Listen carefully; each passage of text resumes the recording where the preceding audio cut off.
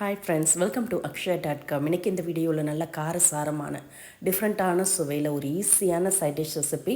ஒரு தடவை செஞ்சு வச்சுட்டிங்கன்னா போதும், ஒரு மாதம் வரைக்கும் கூட நீங்கள் ஸ்டோர் பண்ணி வச்சு சாப்பிட்லாம். இட்லி, தோசை, சப்பாத்தி, சாதம் எல்லாத்தோடையும் அருமையாக பக்கவான காம்பினேஷனாக இருக்கும். வாங்க எப்படி செய்யறதுன்னு பார்க்கலாம். அதுக்கு ப்ரெஷர் குக்கரை சூடு பண்ணியிருக்கேன். அதில் 2 டேபிள் ஸ்பூன் அளவுக்கு எண்ணெய் ஊற்றிக்கங்க. எண்ணெய் சூடானதும் உரிச்ச பூண்டு ஒரு 20 பூண்டு பல் சேர்த்துக்கங்க. கூடவே ஃப்ரெஷ்ஷான கருவேப்பிலை சேர்த்துட்டு இதோட 1/2 கிலோ அளவுக்கு சின்ன வெங்காயத்தை தோல் நீக்கிட்டு சேர்த்துக்கங்க. சின்னதாக இருக்கிறதுனால நான் அப்படியே சேர்த்துருக்கேன். கொஞ்சம் பெருசாக இருந்ததுன்னா கட் பண்ணி சேர்த்துக்கங்க. கூடவே 1 டீஸ்பூன் அளவுக்கு உப்பும் சேர்த்து அடுப்பை ஹை ஃப்ளேமில் வச்சு ஒரு 2லேருந்து 3 நிமிஷத்துக்கு வதக்கிக்கங்க. வெங்காயம் பூண்டு நல்லா வதங்கி கண்ணாடி பதத்துக்கு வரணும். இந்த அளவுக்கு வதங்கி வந்ததும் இப்போ இதோட 1/4 கப் அளவுக்கு தண்ணீர் ஊற்றிக்கங்க. அதிகமாக தண்ணீர் சேர்க்க வேண்டியதில்லை. வெங்காயத்திலே தண்ணீர் பிரிஞ்சு வரும். அதனால் 1/4 கப் அளவுக்கு மட்டும் தண்ணீர் சேர்த்து ப்ரெஷர் குக்கரை மூடி அடுப்பை ஹை ஃப்ளேமில் வச்சு 3 விசில் வந்ததும் அடுப்பை ஆஃப் பண்ணிவிடுங்க. 3 விசில் வரட்டும்.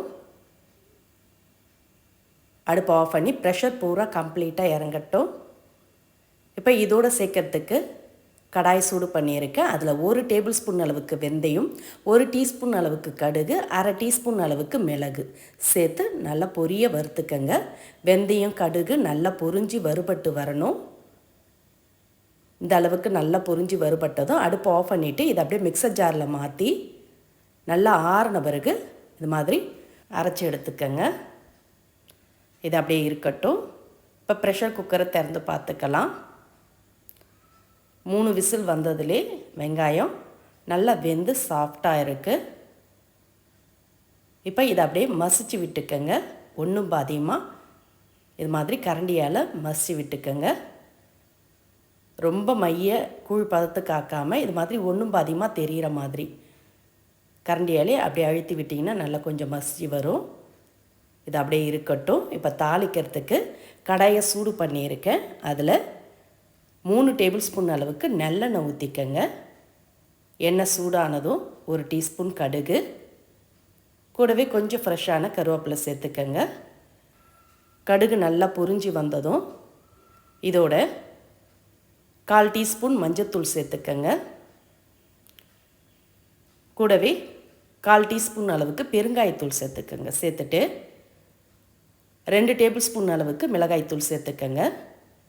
அடுப்பை லோ ஃப்ளேமில் வச்சு சேர்த்துக்கங்க. சேர்த்து அந்த எண்ணெயிலே மிளகாய்த்தூளை பச்சை வாசனை போகிற அளவுக்கு கலந்து விடுங்க.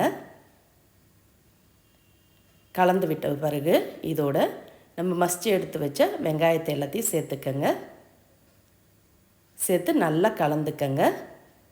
கலந்து இது ஒரு கொதி வரட்டும்.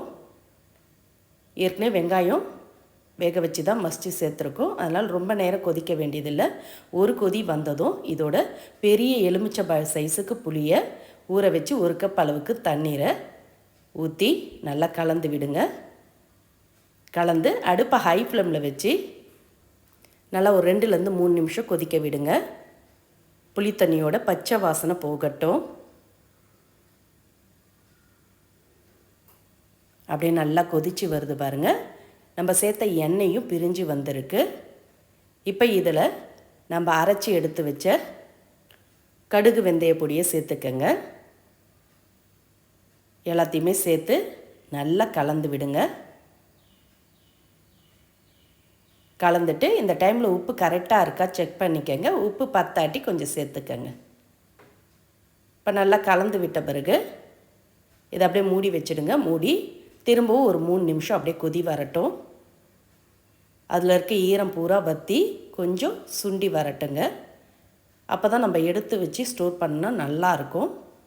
அப்படியே மூடி வச்சுடுங்க. அடுப்பை மீடியம் ஃப்ளேமில் வச்சு நல்லா ஒரு 3லேருந்து 4 நிமிஷம் கொதிக்க விடுங்க.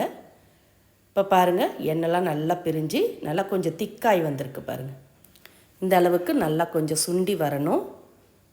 இப்போ இதோட 2 டீஸ்பூன் அளவுக்கு பொடிச்ச வெல்லம் சேர்த்துக்கங்க. வெல்லத்துக்கு பதிலாக நீங்கள் நாட்டு சக்கரை கூட சேர்த்துக்கலாம். சேர்த்து கலந்துட்டு அடுப்பை ஆஃப் பண்ணிவிடுங்க.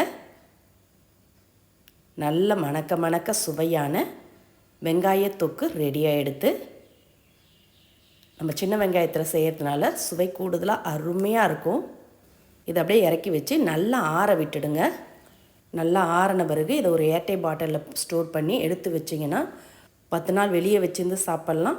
அதுக்கப்புறம் நீங்கள் ஃப்ரிட்ஜில் வச்சு கூட ஸ்டோர் பண்ணி எடுத்து வச்சு சாப்பிட்லாம். இது ஒன்று இருந்தால் போதுங்க. இட்லி, தோசை, சப்பாத்தி, பூரி, ஆப்பம் எல்லாத்துக்குமே சூப்பராக இருக்கும். சூடான சாதத்தோடு சேர்த்து பிசைஞ்சு சாப்பிட்டாலும் அருமையாக அட்டகாசமாக இருக்கும். கண்டிப்பாக இதே மாதிரி இதே அளவுகளோட நீங்களும் ட்ரை பண்ணி பாருங்கள். ட்ரை பண்ணி பார்த்துட்டு உங்களோட கருத்துக்களை கமெண்டில் தெரிவிங்க. இனி சைடிஷ் அடிக்கடி செய்யணும்னு கவலையே வேண்டாங்க.